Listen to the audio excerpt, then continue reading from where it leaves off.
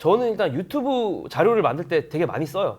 유튜브 뭐 제목을 만들거나 네. 유튜브 제목을 되게 거친 언어로 쓴 다음에 이 거친 언어를 뭐 GPT한테 물어보는 거죠. 아, 이거 제목을 조금 더 유튜브에서 잘 먹히는 스타일의 제목으로 바꿔줘. 요즘은 대부분 다 그렇게 해서 저는 제목을 만들거든요. 아, 그래요? 네. 그래서 요새 조회수가 많이 나오고 있는 거예요? 아니 뭐 그것까지는 잘 모르겠는데 뭐 그런 것 같기도 하고 저는 그냥 확인만 받는 거죠. 그러니까 얘한테 일을 시키고 확인만 받는.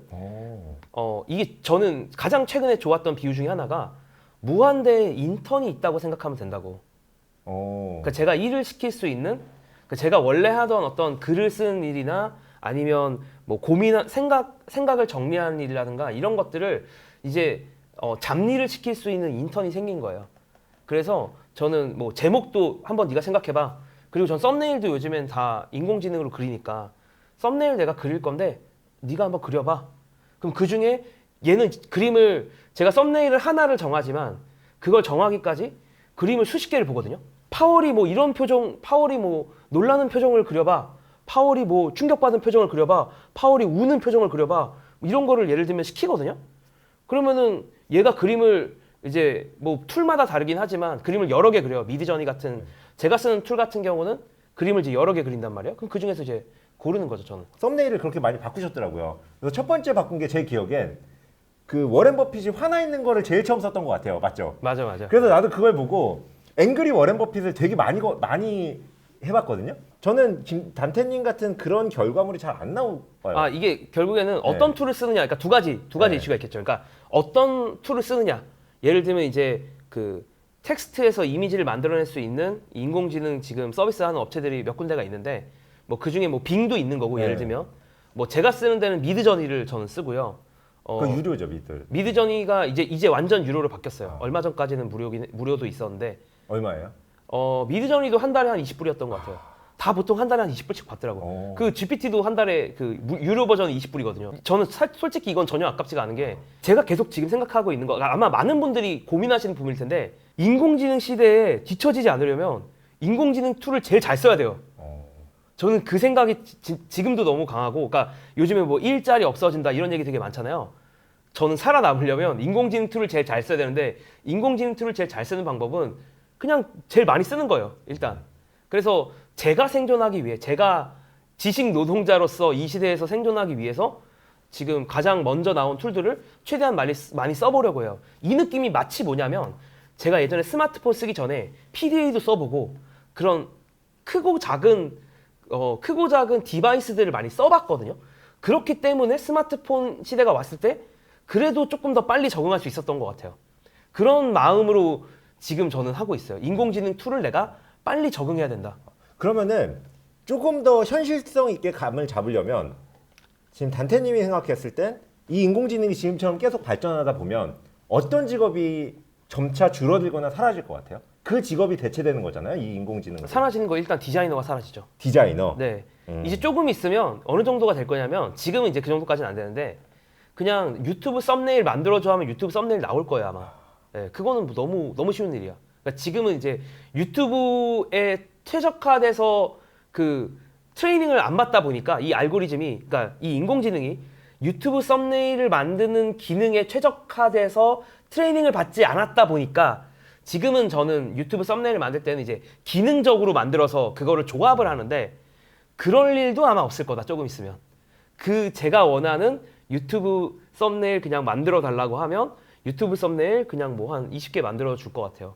뭐 그럼 이제 제가 원래 예를 들면 제가 예전에는 다른 디자이너나 편집자에게 부탁했거든요. 내가 유튜브를 만들었는데 이 영상의 썸네일 좀 만들어줘 이렇게 부탁했단 말이야. 그럼 저는 이제 부탁할 사람이 없는 거예요. 네.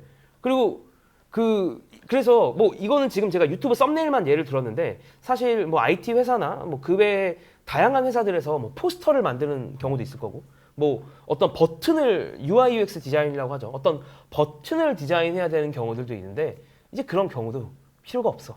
UI UX도 잘해요. 네, 그냥 그리고 이제 게임 쪽이 가장 이제 심한 노가다를 하는 것 중에 하나가 그런 디자이너들이 그런 디지털 에셋들을 만들기 위해서 되게 이제 고생을 많이 해가지고 한 땀 한 땀 뭐 숲을 그린다든가 나무를 그린다거나 성을 그린다거나 뭐 이런 걸 하잖아요. 이제 그런 게 필요가 있을까요? 그거 다 인공지능이 할 수 있어요. 근데 여기서 디자이너들의 약간 행복회로의 반란. 네, 행복해요 관람. 그들은 되게 손에 초점을 맞추고 있거든요. 아 손이요? 알죠? 아 손 잘 못 그리고 있죠. 그죠? 지금. 지금 AI는 손을 잘 못 그린다. 그래서 이들은 못하는 게 분명히 계속 존재할 거고 그런 것들은 여전히 사람이 필요할 거다. 아 그러니까 이런 거죠. 디자이너가 저도 그러니까 이게 약간 슬픈 얘기일 수 있는데 인공지능 뒤치다거리하는 업무를 하는 그러니까 꼭 디자이너가 아니더라도 아, 그죠. 그러니까 마감 저는 처리. 인간의 일이 인공지능이 만든 결과물을 확정 짓고 그 다음에 뒤치다거리하는 일을 할 것 같아요. 아, 그들이 그래서- 초안을 만들고 인간이 마감을 한다고 표현하죠. 아 그렇게 근데 이거 좀 악플 달리겠는데? 아 뒤치다거리려고 근데 냉정하게 더 뒤치다거리려고 생각해요. 뒤치다거리 그죠. 하게 될 것 맞아요. 같아서 네, 저도 그렇게 할게요. 마감을 인간이 할 것 같아요. 예, 네. 마감을 그러니까 근데 뭐 그 부분도 그리고 손가락 지금 얘기했잖아요. 네. 아마 1년 뒤에는 그 누구도 손가락 이야기 안 하고 있을 거예요. 아, 그래요. 너무 당연하잖아요. 너무 그죠. 당연해요. 네. 그러니까 그리고 뭐가 문제인지 알면 그건 그냥 그렇죠. 그 순간에 고쳐져요. 맥북도 이제 얘기 안 할 거란 말이에요, 사람들이. 전혀 안 하더라고요. 네, 이제 얘기 안 하거든요. 왜냐면 이제 예전에 세종대왕이 맥북을 썼다라는 그 대답을 챗 GPT가 많이 했었는데 그쵸. 요새는 그거 물어보면 시대가 달라서 그런 썰은 없습니다. 이렇게 대답을 주더라고요. 네, 그러니까 이제 특이하고 재밌는 대답이고 틀리니까 이제 많이 회자가 되는데 사실은 그런 거는 다 수정이 되는 거예요. 되게 고맙죠, 사실. 오히려 GPT 입장에서 오픈 AI 그 개발사 입장에서 너무 고마운 거예요. 그냥 바로바로 고쳐집니다. 그러면은 근데 그 마감은 사람이 해야 된다고 했는데 그것까지 인공지능이 할 수도 있는 거예요? 시간이 그것도 지날수록? 뭐 인공지능이 할 수도 있죠. 근데 이제 어쨌든 최종적으로 컨펌을 내리는 사람은 어쨌든 사람일 그죠. 거 아니야. 그러니까 뭐 어쨌든 그러니까 누군가 시킨 컨펌을 사람이 컨펌을 내려야 되니까. 그렇죠. 그래서 디자이너가 없어도 되죠, 사실은. 마감도 뭐 필요 없는 것들이 되게 많을 테니까. 뭐 예를 들어서 저만 해도 제가 매번 버핏 얼굴 막 표정 뭐 그리고 이러지 않잖아요. 파월 얼굴 뭐 어떻게 그리지? 뭐 일론 머스크 얼굴 어떻게 그리지? 이런 거 이제 고민 안 하니까요. 이상한 명령어를 넣는 걸 좋아해서 일론 머스크가 화성으로 가는 우주선에서 웃고 있는 그림을 그려줘 이렇게 명령을 넣었거든요. 그러니까 그건 또 안 된대요. 아, 그러니까 그게 네. 그건 안 그려줘. 이게 이제 그 요즘에 그러니까 이건 저도 사실은 계속 배우고 있는 부분인데 인공지능과 사람이 대화하는 법을 조금 익힐 필요가 있어요. 인공지능에게 어떻게 하면 내가 명령어를 잘 내릴 수 있는가? 그걸 이제 이 명령어를 우리는 요즘에 프롬프트라는 단어로 많이 이야기를 하는데 구문이라고 해서 이제 긴 구문을 이제 넣어가지고 인공지능한테 일을 시키는 거거든요. 그래서 방금 이제 했던 문장뿐만 아니라 뭐 되게 구체적으로 넣어줘야 돼요. 예를 들면 뭐 지금 우주선은 뭐 크기가 얼만고 색깔은 어떻게 돼 있고 우주선 앞에는 유리는 어떻고 빛은 어디서 들어오고 이거의 그림 스타일은 뭐 사이파이 느낌이 좀 났으면 좋겠고 뭐 그런 식의 풍부한 얘기들을 넣어주면 또 그게 반영이 다 돼요. 아, 그럼 제가 어떻게 보면 명령어를 잘못 넣은 걸 수도 있겠네요.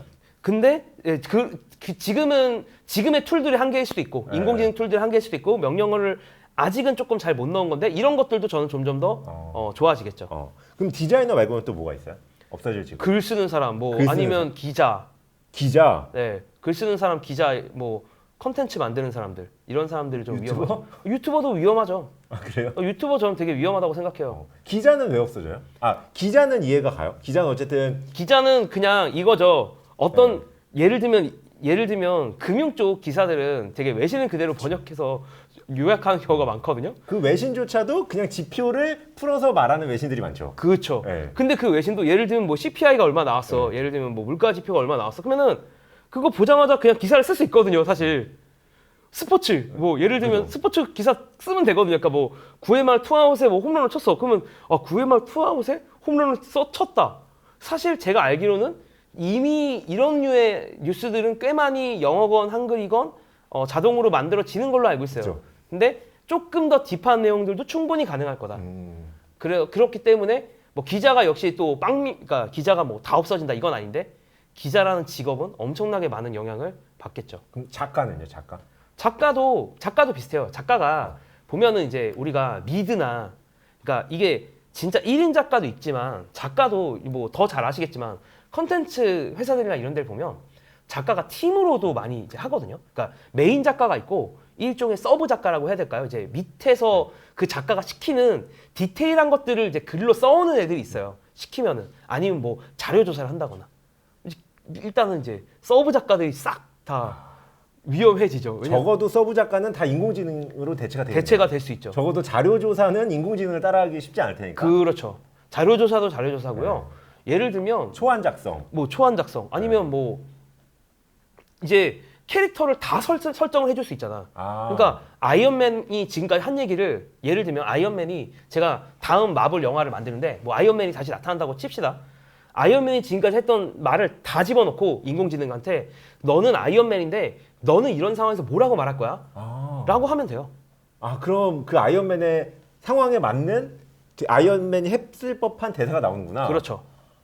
그런 거 가능합니다. 근데 실제로 뭐 아시겠지만 그 엔드게임에서 가디언즈 오브 갤럭시 캐릭터가 나오는데 가디언즈 오브 갤럭시 그 캐릭터들의 대사들을 일단 쓴 다음에 그 제임스 건 감독이 다시 고쳤대요, 다. 아. 엔드게임 각본가는 원래 따로 있지만 제임스 건 감독이 와서 다 고치면서의 가장 주요했던 포인트는 뭐냐면 누가 말했는지 말하지 않아도 대사만 보고 알 수 있도록 고쳤다고 하더라고요. 근데 이런 거를 저는 인공지능이 더 잘할 것 같아요. 그러네. 그리고 사실 시나리오도 되게 많은 스튜디오들에서 실제로 인공지능으로 뒤에 있는 시나리오의 개수를 예상해서 그 개수를 풀어달라고 하고 그 중에서 선택하고 이런 것들은 사실 몇 년 전부터 해오던 일이기도 하거든요. 되게 큰 프로덕션은. 그래서 챗 GPT가 나오면 실제로도 좀 많이 대체가 될 수도 있긴 하겠네요.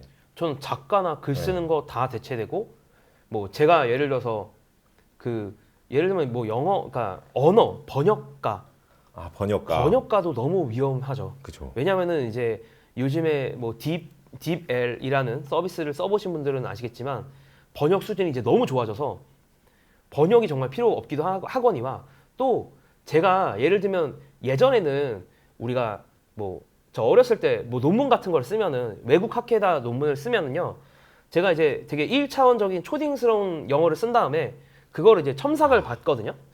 근데 첨삭 받을 필요가 없어요.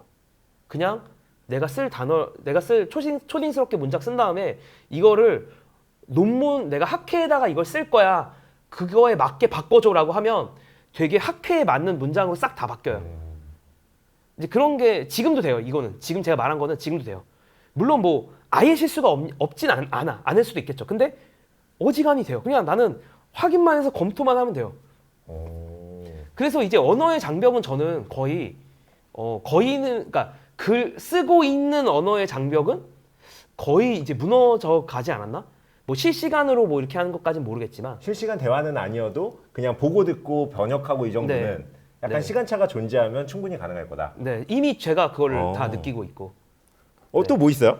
프로그래머도 엄청 위험하죠. 예. 그죠? 프로그래머 위험하죠. 왜냐면은 프로그래머가 이미 그런 인터뷰를 해요. 그 사티아 나델라였는지 모르겠는데 마이크로소프트의 개발자들이 이미 한 30-40%는 코파일럿으로 코딩을 한다. 아, 그래요? 코드를 만들어주는 게. 아. 자기가 코드를 100을 만들면 네. 30-40%는 그 코파일럿이 만들어준다. 그 코파일럿이라는 툴이 있거든요. 그러니까 개발 보조 툴 같은 게 있는데 그 친구가 만들어주는 코드를 쓴다. 그런 것도 있고 또 그 안드레 카파티 같은 경우는 자기 코드의 70%는 이제 인공지능으로 다 만드는 것 같다. 뭐 그런 얘기를 하거든요. 그러니까 이게 무슨 얘기냐면 한 명의 개발자가 더 많은 코드를 퀄리티 있는 더 많은 코드를 짤 수 있게 된다라는 이야기고 그 얘기는 이제 개발자가 이제 이 회사에 원래 우리 회사의 개발자가 10명을 내가 혹은 20명을 써야 된다라고 하면 이제 절반은 집에 보내도 타노스 해도 절반 집에 가도 똑같은 회사 입장에서 퍼포먼스를 낼 수가 있는 거죠. 얼마 전에 그 오픈 AI가 이제 그 유펜이랑 공동 연구한 논문에도 나오는 얘기긴 한데 여기서 비슷한 얘기가 나와요. 그래서 회계사나 아니면 그 오딧, 감사, 그 회계 오딧하는 사람들, 뭐 감사하는 사람들이나 이런 기본적으로 큰 룰 베이스도 하는 사람들 다 일자리가 위험하다. 왜냐면은 그분들이 기본적으로 하는 거는 원래 원본에 있는 어떤 룰들이 있고 그 룰들이 지금 여기서 일어나는 것과 잘 맞아떨어지는지를 확인하는 거잖아요. 회계나 감사라는 건 사실 그런 거잖아요. 그분들도 사실은 이제 그래서 룰을 찾아보면서 하시는 거거든요. 그러니까 되게 특별한 경우에는 뭐 뻔한 경우는 뭐 알고 계시겠지만 근데 그러니까 뭐 회사마다 조금씩 달라서 뭐 노하우가 들어간다고는 하지만 실질적으로 베이스는 딱 말씀하신 게 맞죠. 네, 그래서 그러니까 특이한 케이스에 대해서는 못할 수 있겠지만 뻔한 케이스는 그렇죠. 그냥 다 할 수 있는 거죠. 그래서 저는 이것도 그러니까 이게 아까도 말씀드렸지만 뭐 다 사라진다는 건 아니에요. 근데 이제 조수 주니어에 해당하는 애들이 필요가 없어지는 것뿐이에요. 주니어는 필요가 없다. 그냥 한 명이 어려운 그거를 다루고 마감할 수 있는 한 명만 있고 이제 나머지는 그러니까 이게 아마 제가 알기로도 회계도 그렇고 감사 쪽도 비슷한 걸로 알고 있는데 나눠서 업무를 나눠서 분배를 할 거고 그 업무를 받은 다음에 마지막으로 취합해서 이제 마감을 하는 형태일 거거든요. 맞아요. 근데 이 던질 때 이를 던질 사람이 아니어도 된다는 거지. 적어도 인공지능한테 던져도 해온 다음에 이제 마감은 어쨌든 사람이 하겠지만 그러면 또 여기에 이제 필요한 일자리나 이런 게 또 줄어들 거고 뭐 법에 대해서는 법률 자문까지는 그러니까 이제 소송으로 넘어가는 건 또 이제 사람이 필요하고 뭐 이런 부분일 수는 있겠지만 법률 자문 그러니까 우리가 소송도 예를 들면 하기 전에 변호사를 만나서 자문을 받아보잖아요. 이게 그러니까 제가 소송할 수 있어요? 아니면 소송 당할 수 있어요? 이런 리스크가 있어요. 이렇게 자문을 받고 사실은 이제 그 시간당 수수료를 내면서 법률가에게 자문을 받아보거든요. 근데 챗 GPT한테 자문 받으면 되잖아.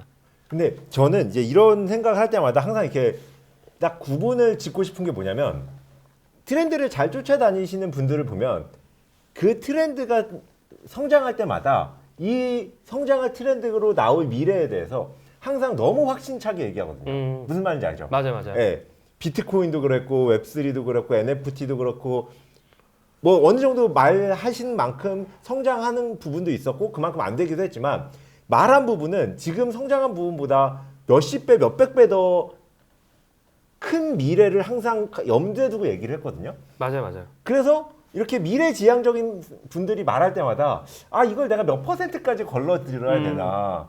그럼 지금도 단테님이 말한 이 미래들 디자이너, 기자, 프로그래머, 회계사가 저는 사라지는 이제 이 미래를 어느 정도까지 걸러들여야 되나. 근데 그러니까 제가 계속 말씀드리는 거는 근데 이제 이 모든 직업이 예를 들면 이 직장이 다 사라진다는 게 아니고 그죠. 조수가 저는 사라진다. 조수가 사라진다라는 거고 이미 제가 아주 단순하게 말하면 이미 제가 그거를 경험하고 있는 그러니까 유튜버로서 이미 제가 제 일들을 제가 원래 다른 사람들한테 나눠줬던 일들을 안 나눠주고 있거든요. 제목 만들어주는 분도 있었고 예를 들면 그러니까 이거 세련되게 좀 바꿔달라고 제가 제목만 만들어달라고 하는 분이 있었거든요. 예를 들면 그분도 살짝 지금 어떻게 보면 제가 그분 필요 없이 하고 있고 디자이너도 그러니까 이미 제가 직간접적으로 경험하고 있는 부분이라 미래 이야기가 아니다. 근데 이거는 사실 이거에 대해서 뭐 어느 정도 걸러들여야 될지에 대한 질문에 대해서는 저는 뭐 가능성이 높다고 생각하는 사람인 거죠. 그러니까 뭐 아닐 수도 물론 뭐 미래는 뭐 제가 틀릴 수도 있고 이게 또 뭐 요는 그런 거잖아요. 몇 년 안에 이게 올 것이냐 뭐 이런 게 더 중요한 거일 텐데 저는 이게 몇 년 아닐지는 모르겠지만 충분히 가능한 시나리오다라고 생각하고 있어요. 그리고 얼마 전에 그 트위터에서도 살짝 화제가 된 건데 그 챗GPT로 강아지를 구했다. 그거 혹시 보셨는지 모르겠는데 봤어요. 그게 이제 강아지가 어떤 병을 앓고 있는 것 같아서 이수의사를 찾아갔더니 이수의사가 어떻게 처방을 해줬어요. 그래서 해봤는데 좀 딱 해보니까 나아지는 것 같지가 않아서 그 다음에 챗GPT한테 물어본 거야. 이 증상이 있고 이런 일이 나왔다. 어떤 뭐 데이터들을 딱 줬더니 챗GPT가 이 병이 아니겠느냐. 이 병일 가능성도 있다라고 해서 두 번째 의사를 찾아갈 때 그 병일 수도 있지 않겠느냐라고 한번 살짝 물어보니까 이제 그 수의사도 동의를 하면서 다른 수의사가 처방을 바꿨는데 그랬더니 강아지가 나은 거야. 뭐 그런 사건이 있었거든요. 그래서 이미 저는 어떻게 보면 조금씩 시작되고 있다. 그리고 기사 보셨는지 모르겠는데 어떤 게임 회사였는지 그러니까 그 레딧에 올라온 글인데 원래 어떤 게임 회사에서의 디자이너가 이제 자기 업무 끝났다고 그런 글을 올린 것도 되게 화제였어요. 그래서 조금 센스 있는 게임 회사들이나 조금 단순 반복 작업하던 디자이너들의 그 일자리가 이미 줄어드는 게 기사나 어떤 그 커뮤니티의 글이라든가 이런 것이 나오고 있어서 그러니까 뭐 제가 다 없어진다고 하진 않았잖아요. 그러니까 그죠. 이미 일자리가 없어지는 게 제 주변 상황에서 일어나고 있다. 근데 이제 그런 거는 가능해요. 그러니까 이게 직업을 없어지는 직업들만 이야기하는데 사실은 이 인공지능으로 인해서 새로운 직업들이 생겨날 수도 있어요. 그렇죠. 그거는 조금 우리가 간과하는 부분들도 있고 예를 들면 포토샵이 처음 나왔을 때 원래 그냥 사진만 찍는 사람들은 되게 이거를 극혐했다고 하더라고요. 근데 이제 후보정이라는 새로운 분야가 나타나 버린 거거든요. 그러니까 그 사진을 그냥 있는 그대로 내가 뭐 노출을 얼마나 할지, 광원을 어디서 쏠지, 원래는 그거를 고민하는 게 사진 작가들의 일이었는데, 이 이후에는 사진이 기존에 존재하는 그 현실의 것만을 담아내는 게 아니라 그거를 후보정으로 어떻게 느낌을 또 바꿀 것인가, 이런 어떤 사람들의 업무 자체가 약간 판이 바뀌었다고 해야 될까요? 업무라는 방식이 바뀐 것처럼 저는 이제 사람들이 업무를 하는 아예 틀 자체가 바뀔 수도 있지 않을까라는 생각을 좀 해보긴 해요.